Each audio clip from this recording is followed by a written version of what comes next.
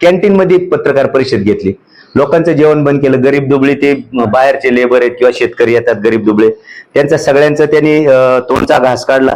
त्याच्याबद्दल साहेबांचे मनापासून धन्यवाद. दोन गोष्टी असतात, एक सायकोलॉजी ज्याला मानसशास्त्र म्हणतात. माणूस ज्या वेळेला खोटं बोलतो ना, खोटं, तो थरथर तरी कापतो, त्याला घाम तरी येतो. ती सगळी सायकोलॉजी काल आपण सगळ्यांनी पाहिली. आम्ही तर पाहिली, तुम्ही पाहिली आणि समस्त शेतकरी बांधवांनी देखील पाहिलेली आहे. जो माणूस खोटं म्हणजे खरं सांगता येत नाही, तो माणूस अशा प्रकारे वागतो. खरं तर आणि तुम्ही पाहिलं असेल 50 वेळा काहीतरी कायदेशीर सल्लागार त्यांना सल्ला देत होते. आणि मला वाटतं कालची पत्रकार परिषद ही पत्रकार परिषद नव्हती, ती मीटिंग होती. त्याच्यामध्ये आमचे सचिव, म्हणजे ते आमच्याकडे फार वाचून नाही दाखवलं जात, पण सचिव, कोणताही सचिव ज्या पद्धतीने प्रोसिडिंग वाचतो, मागील सभेचे प्रोसिडिंग वाचून कायम करणे, तोच विषय काल होता. ते प्रोसिडिंग फक्त वाचून दाखवत होते, याच्या पलीकडे काही नाही. आम्ही कसे बरोबर आहोत हे दाखवण्याचा तो एक निष्फळ प्रयत्न होता, असं माझं स्वतःचं मत आहे. ज्या पद्धतीनं काल ते म्हणत होते की तीनच विरोधात 15 आमच्या बरोबर. काल आता आम्ही तर काही तिथं नव्हतो, तुमच्या कॅमेऱ्यांनी सगळं ते कव्हर नाही झालं, फ्रंट होत होता. मला वाटते सन्माननीय उपसभापती ते तिथं दिसत नव्हते, स्विच ऑफ होता. अनेक संचालक तिथं नव्हते. दुसरी गोष्ट की ज्या पद्धतीने त्यांचं चाललं होतं की बुवा हे नेते माझ्या बरोबर, ते नेते माझ्या बरोबर, तर आपण हे पाहिलं कोण कोण नेते तालुक्यातले महत्वाचे त्यांच्या बरोबर होते. म्हणजे त्याही नेत्यांना कदाचित शेतकऱ्यांच्या बरोबर राहायचे हे त्यांच्याही लक्षात आलं असेल, किंवा शेतकऱ्यांच्या विरुद्ध तिथं काम चाललंय हे त्यांच्या लक्षात आलं असेल. मला वाटतं आमचे अनेक संचालक तिथं नव्हते. आता 15 त्यांनी म्हणले, उपसभापती तर नव्हते, पण बाकीचं कोण कोण काही दिसत नव्हतं. ते काल परवा म्हणले, मला सांगा नारायणगावच्या बाजार समितीचं खूप चांगलं कार्यालय, रघुनाथ शेठ लेंडे ज्या वेळेला सभापती होते, कोणाला भेटायचं असेल तर तिथं कार्यालयात येऊन भेटलं जायचं, एक तर जुन्नरच्या किंवा नारायणगावच्या कार्यालयात. आता सभापतींच्या कार्यालयामध्ये अनेक जण जातात, शिपायापासून व्यापाऱ्यांपासून सगळीच लोक तिथं सभापतींच्या कार्यालय नाही म्हणजे घरात जातात. मुळातच त्यांनी ज्या पद्धतीनं त्या कार्यालयाचं घर किंवा घराचं कार्यालय केले, त्याच्यामुळे अनेक लोक तिथं जात असतात. आणि त्याच्यातही त्यांनी आमच्यावर आरोप केलेला आहे, साहेब हा आमचा धंदा नाही, तो तुमचा धंदा आहे. कुणी काय आलं काय बोललं हा तुमचा धंदा आहे, आमचा धंदा नाही. तुम्ही किती निंदा किती वंदा, आमचा जनहिताचा आणि शेतकऱ्याच्या हिताचा धंदा आहे. त्याच्यामुळे आम्ही तुमच्याकडे आलोय नाही ते प्रूव्ह करा, तो विषय लांबचा आहे. बाजार समितीच्या जागेच्या संदर्भानं ते वारंवार तेच सांगतायत की आम्ही संचालकांनी त्याला संमती दिली, हो दिली. कशाला संमती दिली? कोठाऱ्यांची जागा घ्यायला. त्यांना म्हणा प्रोसिडिंग वाचून दाखवा की कोठाऱ्यांची जागा एवढ्याला ठरली आणि त्याला हे दिलं. दोन गोष्टी आहेत, बाजार समितीच्या उपबाजारांसाठी जागेची आवश्यकता आहे. ते मागच्याही संचालकांनी तुमच्याही काळात यांच्याही काळात ते ठराव केलेले होते, काही तेच ठराव कंटिन्यू पुढे आहेत. आणि चांगली जागा किंवा बाजार समितीच्या शेतकऱ्यांच्यासाठी बरं त्यांनी हे सांगितलं. पण बाबा आम्ही प्रत्येक वेळेस, माझ्याकडे पत्र आहेत, खूप सारी पत्र आहेत की बाबा शेतकऱ्यांच्या हितासाठी आपल्याकडे टोमॅटो कमी येतात, शेतकऱ्यांच्यासाठी एखादं प्रदर्शन. आणि मला सांगा, मंचर कृषी उत्पन्न बाजार समिती एकच बाजार आहे त्यांचा, मंचरचा. लोणीला थोडं कांद्याचं मार्केट चालतं. एवढी छोटी बाजार समिती गेले काही वर्ष कृषी प्रदर्शन भरवते. आम्ही यांना सांगितलं, आम्ही आता थोडं खुलच सांगतो, कृषी विज्ञान केंद्र आपल्या जवळ आहे. त्या सन्माननीय अनिल तात्या मेयर यांचं शेतीत खूप मोठं काम आहे, देश पातळीवर जगाच्या पातळीवरती अनिल तात्यांचं काम आहे. मी सभापतींना एकदा म्हणालो की आपण तात्या आणि सगळी टीम बोलून घेऊ, त्यांचं खूप मोठं काम आहे. केव्हीके आणि बाजार समिती आपण एकत्र येऊन शेतकऱ्यांच्या हिताचे काही मार्गदर्शन मेळावे ठेवू. कांद्याच्या अगोदर लागवडीच्या आपण त्यांना मार्गदर्शनासाठी शेतकऱ्यांना काही ठेवू. याच्यावरती सगळ्यावरती आम्हाला ते चालत नाही, आम्हाला आमच्यापेक्षा दुसरा कोणी चालत. आता काल मला आनंद एका गोष्टीचा झाला की जे लोक बोलवली होती त्यांना खिचडी ठेवली. साहेब, या देशाचे केंद्रीय कृषी मंत्री आपल्या बाजार समितीत आले होते. संतोष नाना येत आहेत, आता केंद्रीय कृषी मंत्री बाजार समितीत येत आहेत, आदरणीय मामाजी ते येत आहेत. म्हणून मी स्वतः फोन केला होता की बाबा तिथं शेतकरी येतील 300-400, त्यांच्यासाठी चहा आणि पोहे वगैरे सकाळची वेळ होती, तर तिथं बाकी ते आपल्याला ठेवता आलं नाही. पण काल त्यांच्या पत्रकार परिषदेसाठी सगळी यंत्रणा लावून चहा काय ती सगळं ते खिचडी बिचडीचा प्रोग्राम ठेवलेला. म्हणजे तुम्हाला मंत्री ते येण्यासाठी तुमच्याकडे वेळ नाही किंवा पैसे नाही. स्वतः माझी एक तुम्हाला सगळ्यांनी बारकाईनं, माझी शेतकरी बांधवांना तुम्हाला हात जोडून कळकळीची विनंती आहे, बाजार समितीतले ज्या ज्या वेळेला प्रश्न काही निर्माण झाले, बाजार समितीत ज्या ज्या वेळेला कुणी अधिकारी आला, बाजार समितीत ज्या ज्या वेळेला कुणी लोकप्रतिनिधी आला, सन्माननीय सभापती तुम्हाला तिथे दिसत आहेत का बघा. 1-1.5 वर्षापूर्वी केंद्रीय कमिटी तिथे आली होती कांद्याच्या पाहणीसाठी. रात्री 10 वाजता मला फोन आला, मी स्वतः आलो, प्रियंका ताई, आम्ही सगळेजण जे जवळ आहोत ते 100%. शेतकऱ्यांचे प्रश्न सोडवताना सभापती तुम्हाला कुठे दिसतात का, मला हे सांगा कृपा करून. शेतकऱ्यांना कोणत्याही पद्धतीचं, काल खूप मोठ्याने सांगायचं हे करायचंय, ते करायचंय, ते करायचंय. मला एका गोष्टीचा आनंद झाला की आता त्यांना उपरती झाली की आता शेतकऱ्यांसाठी हे करणं गरजेचं आहे. ज्यावेळेला प्रत्येक याच्यात माझ्याकडे पत्र आहेत की आपल्या 13 एकरमध्ये आपण प्रिकुलिंग कोल्ड स्टोरेज करावं. मी काल मागच्या याच्यामध्ये टाकलं, मला त्याच्यात विस्तारात जायचं नाही, पण शेतकरी हिताचं एखादं काम काढलं तर त्यांच्या डोक्यात ते लागत नाही. पण जर का आम्हाला कुठं गाळा मिळणार आहे असं लक्षात आलं का बाकी ते काम पुढं रेटायचं. मी मागेही सांगितलं की अनेक योजना ज्या शेतकऱ्यांच्या हिताच्या आहेत, समजा टॉयलेट, आता ते म्हणतात हे करतोय ते करतोय, हा प्रस्ताव आहे तो प्रस्ताव आहे, मग ते आधीचे प्रस्ताव मंजूर न करून घेता तुम्ही संचालकांना का नाही सांगितलं का साहेब आमचा हा आधीचा प्रस्ताव आहे, हा शेतकरी हिताचा आहे, तो त्याला मंजुरी द्या. ते नाही.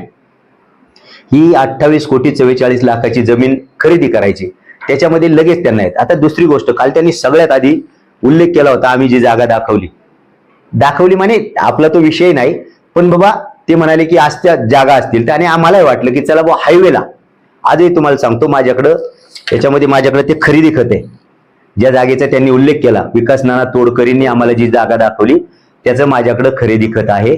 साधारणतः 2,30,000 वगैरे गुंठ्यांनी त्यांची 30 गुंठे जमीन गेली. त्याचं खरेदी खताचा फेरफार माझ्याकडे.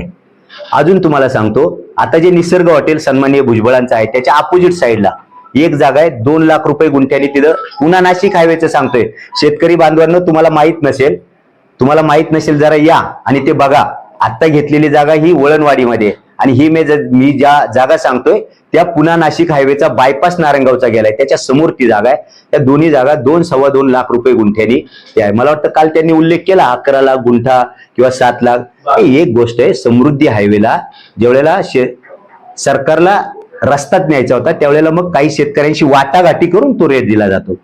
इथे वाटाघाटी केलेल्या नाही, इथं जमीन मालक रेट सांगतो. आणि हे म्हणतायत ना की 12 लाख आणि 13 लाख.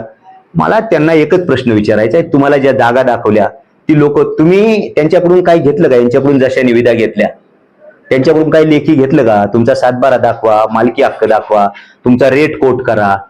कोठारींकडूनच तुम्ही रेट कोट करून का घेतला? हा माझा त्यांच्यापुढे प्रश्न आहे. आणि 2 गोष्टी आहेत, ज्यावेळेला निगोशिएशन होतं त्यावेळेला त्यांना तुम्ही विचारलं नाही ना का? त्यांना बसवलं कुठं? तुम्ही फक्त आणि फक्त कोठारींनाच बसवलं, कारण हा व्यवहार खूप अगोदर झालेला होता. काल मला वाटतं कोणीतरी म्हणालं, ते खरेदी खात्यात आम्ही पाहिले तो चेक सुद्धा 12ला व्यवहार झालाय आणि त्या चेकची तारीख 7 तारीख का काहीतरी. साहेब आपण जनरली व्यवहार करताना ज्या दिवशी तुमचा व्यवहार होतो हे पैसे, हा व्यवहार, या सगळ्या गोष्टी. आमचा त्या जागा खरेदीला कालही विरोध होता, आजही विरोध आहे, उद्याही विरोध आहे. आता 2-3 खूप साऱ्या गोष्टी त्यांनी हे सांगितल्या की बहुमताने मग तुम्ही काय पण कराल का? उद्या कदाचित तुमच्या डोक्यात आलं ते हाय ही बाजार समितीच्या सगळ्या जागाही विकाल तुम्ही. 5वी बहुमताच्या जोरावर जर तुम्ही काही करणार असाल तर ते अजिबात आम्हाला मान्य नाही आणि नसणार देखील आहे. मला पुन्हा एकदा त्यांना सांगायचंय, काल ते म्हणाले, आता तुम्हाला हा अजेंडा दाखवतो बघा, आमची 22 तारखेला मिटिंग आहे, हा अजेंडा आहे. 22 तारखेला आमची मिटिंग आहे. एक मिटिंग आता संतोष दादांनी सांगितलं 23/4/2025 आमची मिटिंग आयोजित केलेली होती आणि त्या मिटिंगमध्ये 8 का 9 नंबरचा विषय होता. माननीय पणन संचालक यांनी 12/1ची परवानगी आपल्याला जागा खरेदीसाठी दिलेली आहे आणि त्याच्या बाबतीत चर्चा करून निर्णय घेणे, असा तो विषय होता. पण आम्ही पणन संचालकांकडे गेल्यामुळं, तक्रार अर्ज दिल्यामुळं 22ला का 23ला आम्हाला दुसरा अजेंडा पत्र आलं की ही सभा रद्द. ते पत्र आमच्याकडे आहे. 23ला सकाळी आजची सभा रद्द केलेली आहे. चला हरकत नाही, पण त्या 23च्या अजेंड्यामध्ये तो विषय होता की आपल्याला जी परवानगी दिली त्याच्यावर चर्चा करून जागा खरेदीचा निर्णय घेणे, बरोबर. मग जर काल ते म्हणतायत की जागा एकदा आमचा तो विषय झालेला होता मग त्याची परवानगीची गरज नव्हती, तर मग त्यांनी तो 23/4च्या मिटिंगच्या अजेंड्यामध्ये तो विषय का आणला होता? बरं चला आणला, हरकत नाही. चर्चा झाली असती काय, यस नो त्याच्यात झाला असतो तो भाग, चर्चा झाली असती तो भाग वेगळा होता. पण त्याच्यावर चर्चा झाली नाही, ती मिटिंग रद्द झाली, तो अजेंडा पुढे आला नाही. त्याच्यानंतर 4, 5, 6ची आमची मिटिंग झाली, त्याच्यामध्ये देखील तो विषय आलेला नाही. मीनवाईल दरम्यानच्या काळामध्ये 10 पासून यांचं जे भिजत घोंगडं चाललं होतं, मी, संतोष दादा, भास्कर शेठ, आम्ही एक पत्र दिलं. माझ्याकडे त्या पत्राची पोच आहे. सन्माननीय सचिवांना ते पत्र दिलं की आपण म्हणजे त्या पत्रामध्ये 2-3 गोष्टींचा उल्लेख आहे की या जागेच्या खरेदीच्या संदर्भामध्ये काय झालं. मध्ये बघा आम्ही अगोदर त्याच्यावरती तालुक्यामध्ये खूप वातावरण झालं, शेतकऱ्यांमधून नाराजी आली. मग आम्हाला असं वाटलं होतं की हा निर्णयाचा फेरविचार होईल किंवा रद्द होईल, म्हणून आम्हाला अर्थात तिथं दप्तर काय विषयच येत नाही, त्यांची सत्ता आहे, त्याला काय मिनिट्स लिहायचे, काय प्रोसिडिंग लिहायचे त्यांच्याकडे, म्हणून आम्हाला डाऊट आल्यामुळे आम्ही ते पत्र दिलं की सदरच्या जागा खरेदीच्या विषयाचं काय झालं आम्हाला सांगावं. अजूनही त्या प्रश्नाचं उत्तर आम्हाला दिलेलं नाही, फिरवा आहे फक्त. 3री-4थी गोष्ट आहे, हे याची शपथ घेतात त्याची शपथ घेतात, घाम पुसता काळे साहेब माझ्याकडे आत्ता पावत्या आहेत, पावत्या, पण मी तुम्हाला याच्याकरता दाखवणार नाही कारण त्याच्यातही गोलमाल आहे. नारायणगावच्या उपबाजारामध्ये टोमॅटोचे जे व्यापारी आहेत त्यांना एक पावती दिली जाते, खाली कार्बन टाकला जात नाही. 2400ची पावती व्यापाऱ्याला दिली जाते आणि खाली 400 रुपयाची पावती आहे. माझ्याकडे त्याचे पुरावे आहेत, मला परत तुमच्या मार्फत चॅलेंज करायचे. बसा, दप्तर घ्या. आज जर तुम्हाला त्या पावत्या सांगितल्या ते उद्या त्याच्यात बदल करणार, तुम्हाला खात्रीने सांगतो. करोडो रुपयाचा घोटाळा केलाय आणि याच्यामध्ये कर्मचाऱ्यांपासून सभापती स्वतः सहभागी आहेत. आम्ही त्याचंही पत्र दिलंय पणन संचालकांना, पण पणन संचालक DDR यांचे खिशे गरम करून ठेवलेत. ER आम्ही त्या ER ला सुद्धा म्हणजे आता थोडे ते अधिकारी आहेत पण त्यांना देखील थोडीशी वाटली पाहिजे. तुम्ही अधिकारी आहात, आज सत्तेचं त्यांच्याकडे असेल, पण ध्यानात ठेवा ही सत्ता कायम राहत नाही. तुम्हाला तुमचे कुटुंब आहे, तुमचा प्रपंच आहे. आम्ही प्रेमाने त्यांना सांगितलं होतं, आम्ही विचारलं त्यांना जागेच्या अहवालात काय म्हटलंय, 70-80 फूट जागा वर खाली आहे, हा अहवाल आहे. सन्माननीय ER ने दिला. आम्ही त्यांना म्हणलं तुम्ही जागेवर गेलते का, नाही म्हणले मी रस्त्यावरून पाहिलाय. थोडीफार तरी वाटली पाहिजे, तुम्ही क्लास 1 अधिकारी आहात, तुम्हाला थोडी तरी वाटली पाहिजे. काय करताय तुम्ही, उद्या फाशी लागेल, सभापतींना नाही लागणार साहेब, फाशी तुम्हाला लागणार आहे. तिथं आज तुम्ही, मला वाटतं कोणतरी वाणी साहेब तुम्ही गेला होता, आजही मी सांगतो माझं चॅलेंज आहे, एका दिवसात ती जागा 100% सपाट करून देतो मी, एकाच दिवसात, जास्त पण नाही. काय चाललंय हे. शेतकरी बांधवांना तुम्हाला हात जोडून कळकळीची विनंती आहे. माऊली खंडागळे बोलतोय, संतोष दादा बोलतायत, भास्कर शेठ बोलतायत, आमच्यावर विश्वासच ठेवू नका. या एकदा कारभार बघा. आम्ही सांगितलं की शेतकऱ्यांकडून 2 रुपये घ्या. अजून सांगू तुम्हाला, माझ्याकडे याच्यात पुरावे आहेत. बाजार समितीचे शेतचे पैसे ऑनलाईन एका कर्मचाऱ्याकडे गेलेत, माझ्याकडे बँकेचा पुरावा आहे. कोण आहे ते कर्मचारी, आणि बाजार समिती ऑनलाईन पैसे घेते. आमचं तर म्हणणं आहे सगळा व्यवहार ऑनलाईन करा, पण बाजार समितीच्या कर्मचाऱ्याच्या नावाने नाही, बाजार समितीच्या खात्यात ते पैसे घ्या, याच्यावर कारवाई करा. हे कर्मचारी सगळे माझ्यातले, आज तुम्ही पाहिले ना काय पद्धत आहे. एक रोजंदारीचा कर्मचारी, त्याला त्याची खायची असेल काय. सभापती साहेब तुम्ही शेतकऱ्याचं आंदोलन असं मोडू शकत नाही. तुम्हाला 21 तारखेला दाखवून घेऊ शेतकरी काय, जुंदरी शेतकरी. AC कॅबिन मध्ये बसून चालत नाही, उठायचं, स्टार्टर मारायचं आणि पुण्याला जायचं. जरा घाम गाळा मग कळेल शेतकऱ्याची कळकळ काय असते, शेतकऱ्याची गरज काय असते. 1400 रुपये शेतकऱ्यांच्या कमेंट वाचा. कालचं तुम्ही मुलाखत त्यांची बाजार समितीची त्यांची प्रेस चालली होती, माझ्या माहितीप्रमाणे सगळ्याच्या सगळ्या कमेंट, त्यांना थोडं खाली जाऊन बोलतो, घोडा लावणाऱ्याच आहेत. बघा सगळ्यांनी, सोशल मीडिया मोठं हत्यार आहे. आता तो कर्मचारी, असे मुजोर कर्मचारी काढून टाकले पाहिजेत. ही एक 4 कर्मचारी असे आहेत, मी आता तुम्हाला सगळं सांगणार आहे. 4 कर्मचाऱ्यांना मागच्या 4-5 वर्षामध्ये महागाई भत्ता दिला जात नाही, त्यांचा बोनस दिला जात नाही, त्यांच्यावर कारवाई देखील केली जात नाही. मी स्वतः ठराव मांडला, जर असे कर्मचारी दोषी असतील तर त्यांना काढून टाका, नसेल तर त्यांची चौकशी करून त्यांचा भत्ता द्या. त्यांचं जे काय महागाईचा भत्ता आहे, एरियर्स आहे, ते सगळे देऊन टाका. अजूनही त्याच्यावर चौकशी समिती बसवलेली नाही. गेल्या 4 वर्षापासून ते कर्मचारी, त्यातला एक कर्मचारी ज्याच्यावर कारवाई केली तेही प्रोसिडिंग आमच्याकडे आहे. आधीच्या महिन्यामध्ये आळे फाट्याला जो कांदा खरेदीचा गोंधळ झाला होता, सन्माननीय आशाताईंनी, त्यांनी तो, तुम्ही वाणी साहेब त्याच्यात, तुम्ही सगळ्यांनी तो प्रश्न उचललेला होता. त्या कर्मचाऱ्यांना लगेच पुढच्या महिन्यात क्लीन चिट दिली, त्याचा बोनसही दिला, त्याचा फरकही दिला. हे काय चाललंय. जाणीवपूर्वक कर्मचारी, आता काय झालंय, गप बसून बुक्क्यांचा मार आहे. आमच्या व्यापाऱ्यांची तीच अवस्था आहे. एखाद्या व्यापाऱ्याचं जाणीवपूर्वक लायसन रिन्यू करून घ्यायचं नाही, मग सचिवांनी उपसचिवांनी सांगायचं साहेब म्हणले भेटायचे, साहेब भेटायला बोलावत्यात, मोबाईल बाहेर ठेवा. मग आतमध्ये काय चालतं तुमचं, आम्हाला विचारता ना तिघे जण, अरे तुम्ही सांगा ना, तुम्ही सांगा काय चालतं तुमचं आतमध्ये.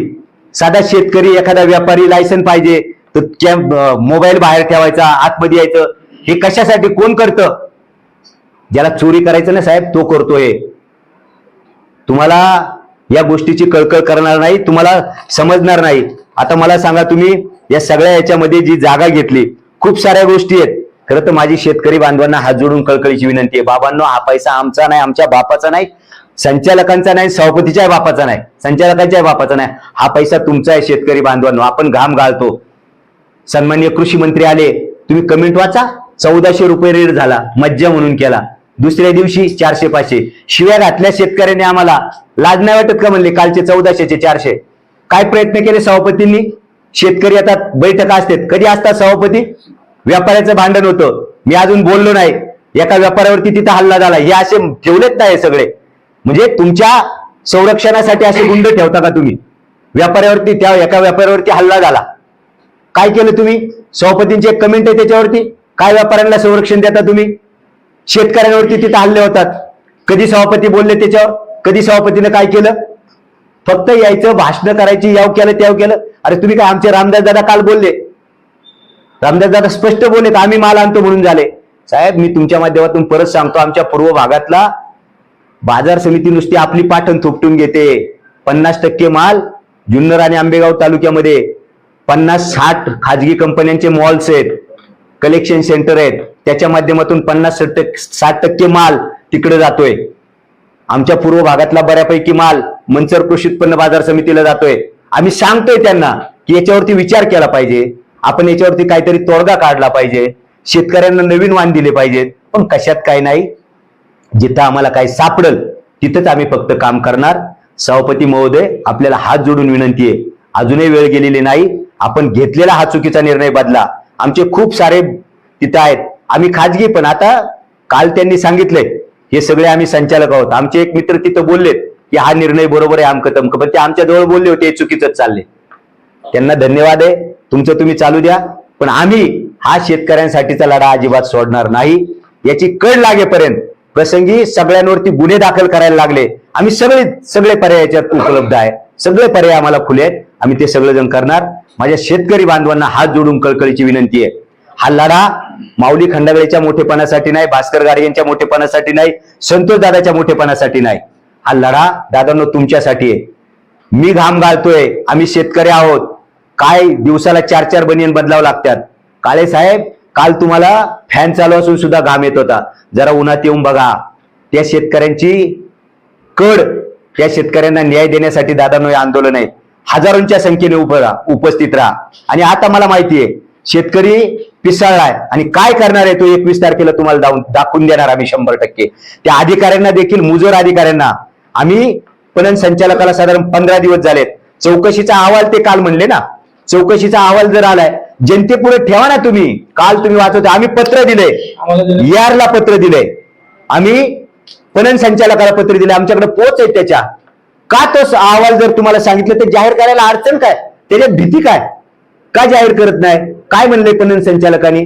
हा सगळा बनाव आहे साहेब. आपण 10-20 गुंठ्यातली शेती, दादा तुम्ही ते पत्र वाचून, तो जो पेपर नोटीस आहे ना, जागा खरेदी, जागा पाहिजे याच्यासाठीचं पेपर नोटीस आहे. पण तुम्हाला सगळ्यांना माहिती आहे, कायदा हे सांगतो, संस्था आहे आपली, अहो आपण खाजगी व्यवहार करताना सुद्धा पेपर नोटीस करतो, कोणाचं काय ऑब्जेक्शन आहे का? त्या 7-12 मध्ये आडसरे म्हणून आहेत, त्यांची नावं आहेत, त्याचा अजून फाळणीबार नाही. तो शेजारचा शेतकरी, त्याचं म्हणणं आहे माझी इकडे जमीन निघते. अशा अनेक गोष्टी कायदेशीर त्याच्यामध्ये चुकीच्या आहेत. या खरेदी दस्तामध्ये 2 गोष्टी परत मला असं वाटलं होतं काल, आणि तो तुमच्याकडूनही तो प्रश्न गेला नाही. त्यांचं म्हणणं असं आहे, आम्हाला ते सांगितलं, आम्ही ते पत्रात त्याच्यातही विचारले की बाजार समितीच्या कायद्यामध्ये, हे अजूनही जर तसा कायदा असेल तर आम्हाला माहित नाही, त्यांनी म्हणले बाजार समितीच्या कायद्यात असं आहे की रेडी रेकनरच्या चौपट दरापर्यंत ते, बरोबर ना, खरेदी आम्ही करू शकतो. तुम्हाला कोणाला तो कायदा किंवा काय ते पणन अधिनियम काय आहे का, मला तर काय माहित नाही. आता हे सभापती राहिलेत, आमची त्यांना विनंती आहे तुमच्या मार्फत, तसं जर काय असेल ते करा.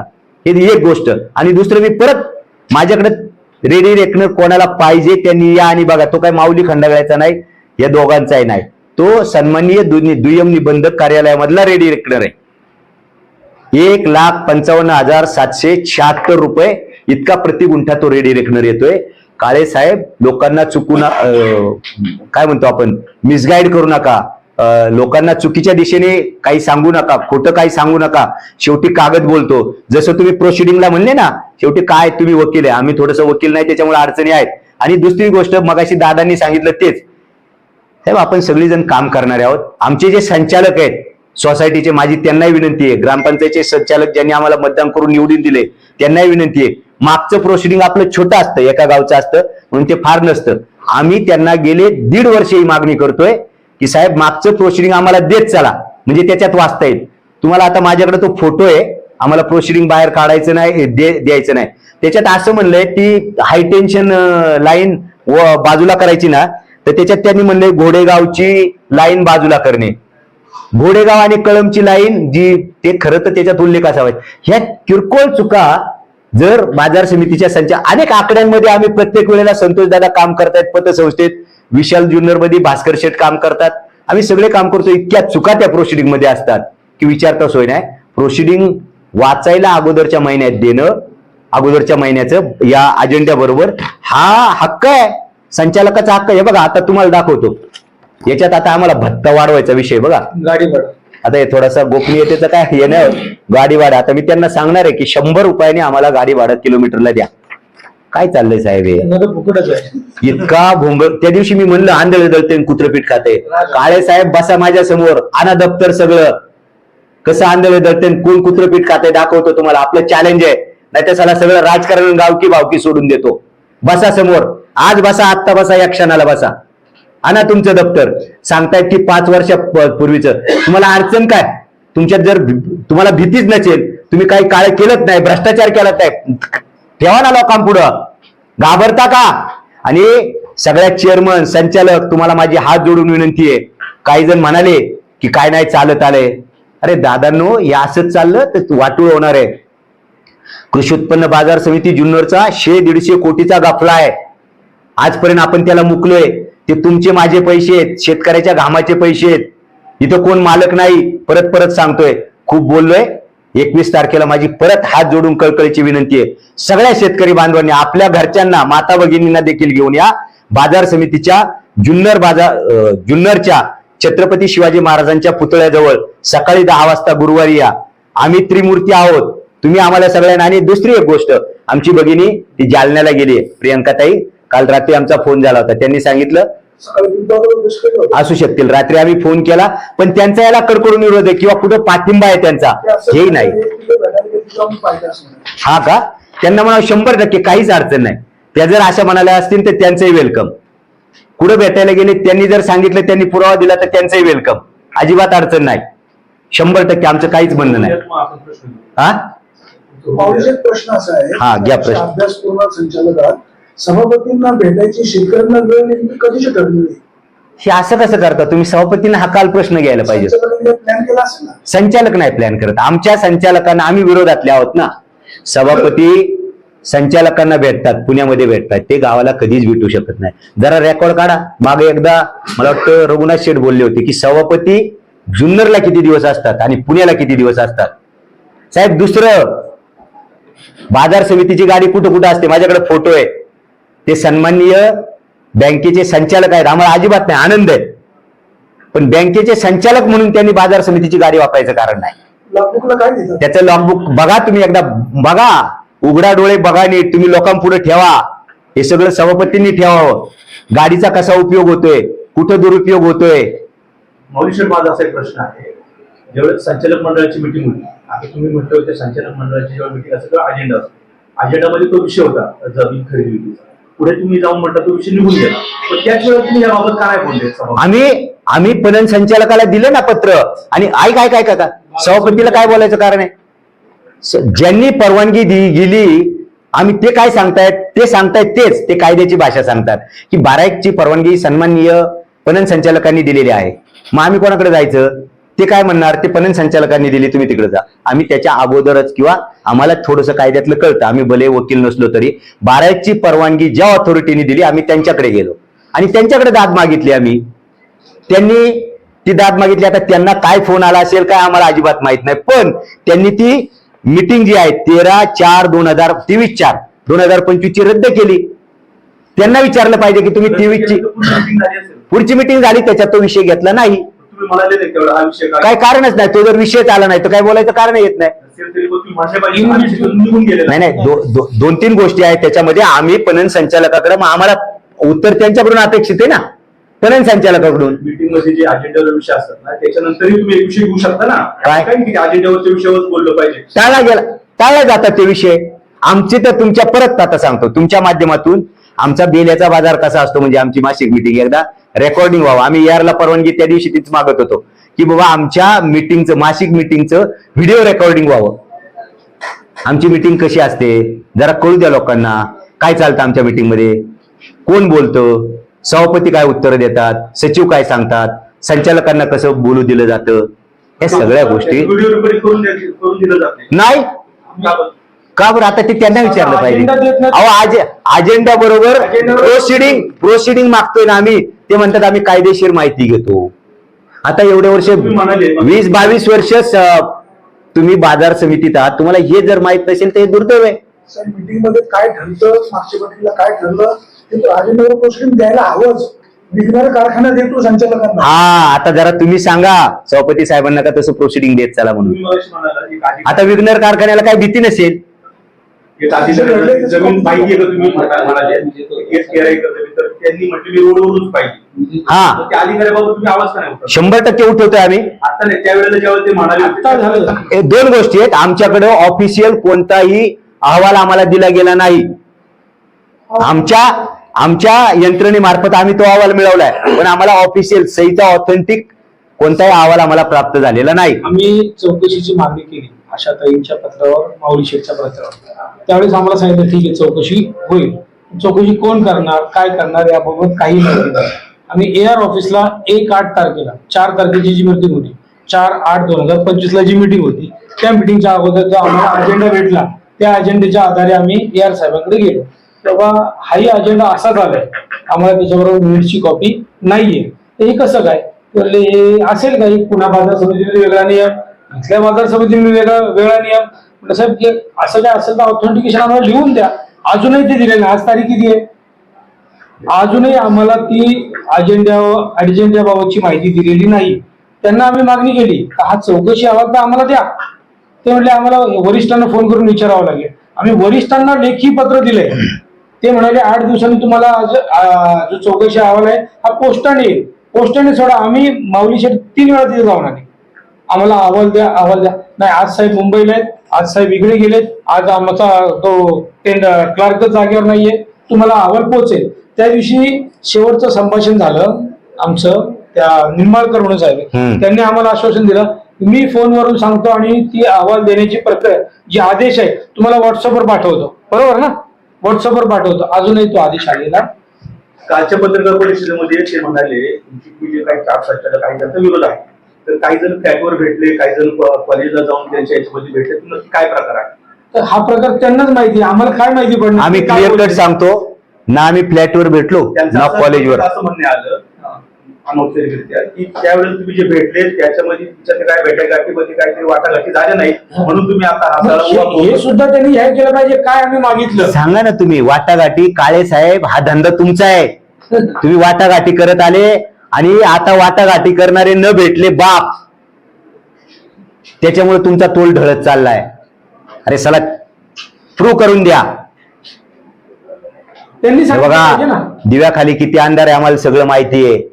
जे कालचं घडलं प्रकरण, तुम्ही चॅलेंज, चला आमचं चॅलेंज आहे आणि तुम्ही बसा. आजही परत तुमच्या मार्फत सांगतो, बसा समोर. आमच्या सगळ्या प्रश्नांची उत्तरं, त्या पावत्यांची उत्तरं. तुम्ही जबाबदार त्या भ्रष्टाचाराला. सगळा जो भ्रष्टाचार चाललाय तो फक्त आणि फक्त सभापतींमुळे चाललाय. समोर चर्चा करायची तयारी आहे. अहो काल होती, आज आहे.